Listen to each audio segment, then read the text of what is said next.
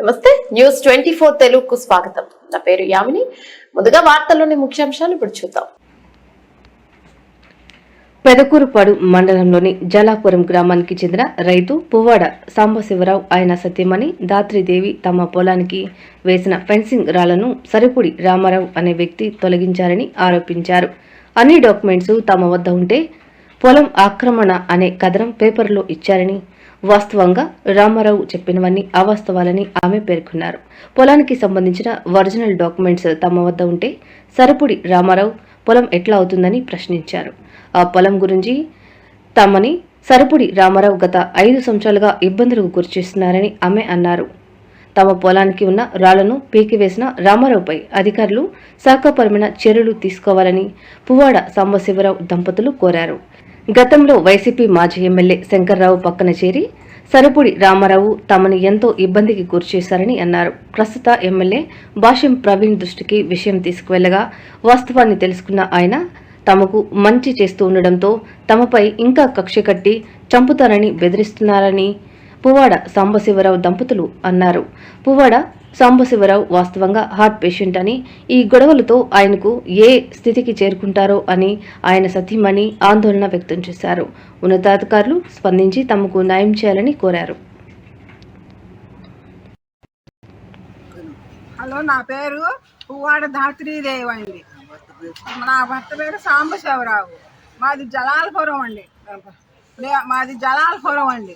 మమ్మల్ని మేము 1995లో కొనుక్కున్నాము. ఆయన కన్నా ముందు మేము చేను కొనుక్కొని వాళ్ళ బాబాయ్ కొనుక్కున్నాము. తల్లిదండ్రికి ఆస్తి పెట్టకుండా వాళ్ళ పొలం కాజేసి తల్లిదండ్రిని బయటికి పంపించి మమ్మల్ని ఇట్లా చేస్తున్నాడు.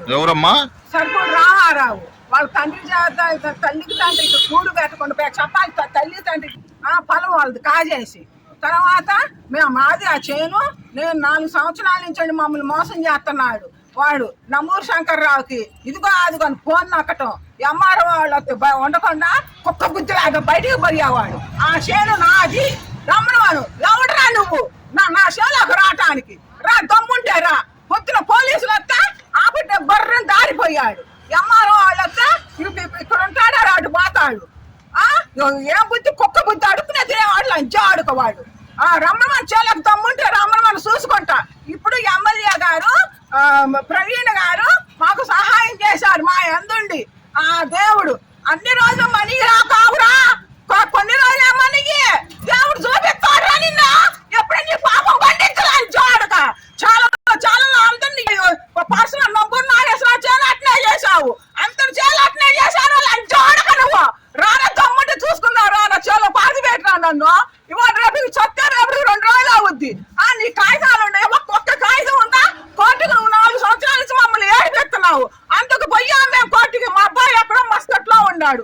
మా ఇద్దరిని చేసి ఆయనకి హార్ట్ అటాక్ వచ్చింది. మేనీ నీ చేయి మేము అన్యాయంగా తీసుకున్నావా?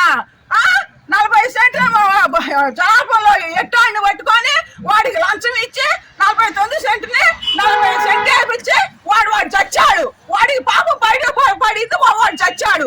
నీకు కూడా పాపం దగ్గరకు వచ్చిందిరా నీకు. పిల్లి పాలు తాగుతుంటే ఒకప్పుడు కాకుండా ఒకప్పుడు నా బయట పడిద్దిరా. ఎందుకు ఈ మోసం, ఎందుకు ఇటు చేస్తున్నావు, ఏడిపెడుతున్నావు మమ్మల్ని? ఊరు మొత్తానికి తెలుసు, జలాపన మొత్తానికి. వాళ్ళందరూ ఏమీ చేయలేకపోయినా వాళ్ళు ఎందుకంటే వాళ్ళు బాధపడుతున్నారు ఇటు చేస్తున్నావు అని. ఎవరన్నా వచ్చారా? మీ సరిపడి చేను ఆయన కూడా మీ చేను కొన్న ఆయన మా ఉన్నాడు. ఆయన కూడా మీదేనని చెప్పాడు. ఎస్ఐ గారు వచ్చాడు. ఎస్ఐ గారు వస్తే నువ్వు చేలోకి పోవద్దని చెప్పాడు కదా. చేలోకి ఎందుకు పోయావు? నీకు ఇంజక్షన్ ఆర్డర్ ఇస్తే నువ్వు కూడా చేలోకి మాకుండా ఉండాలరా.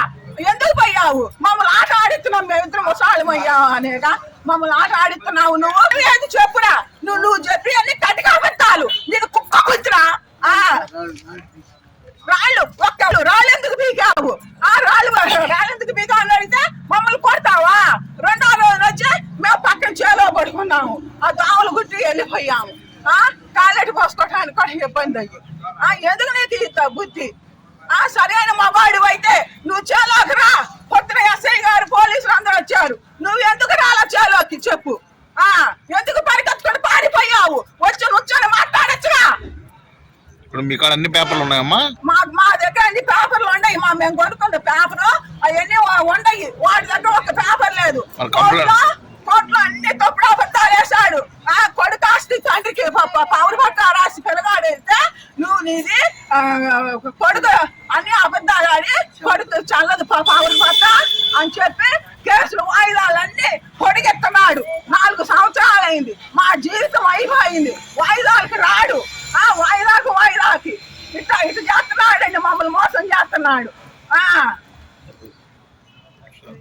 మాకు న్యాయం కావాలి. మా పనులు మాకు కావాలి. మమ్మల్ని చేలోకి పోనీయాలి. అది బండలు తీసుకొని అడుగుతాను. అది ఇదే అని అంటున్నాడు. బెదిరిస్తున్నాడు.